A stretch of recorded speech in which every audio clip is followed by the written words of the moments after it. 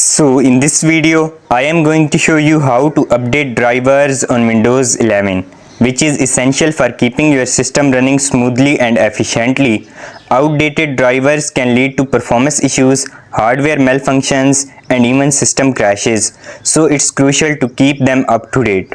Now let's start the video. First, click on the Start button and type Device Manager into the search bar, then press Enter.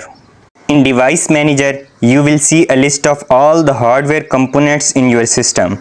To update a driver, expand the category of the device you want to update. For example, if you want to update your graphics driver, expand the Display Adapters section. Now right-click on the device you want to update and select Update Driver from the context menu. A new window will pop up with two options: Search automatically for drivers and Browse my computer for drivers. If you choose Search automatically for drivers, window will search online for the latest driver and install it.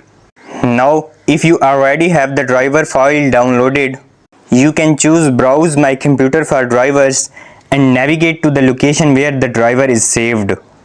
Once the installation is complete, you may need to restart your computer for the changes to take effect. Repeat these steps for any other devices you want to update. At the end, you can also check for Windows updates to ensure your system stays fully up to date.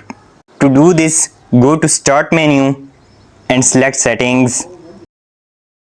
Then click on the Windows Update section located at the top right corner.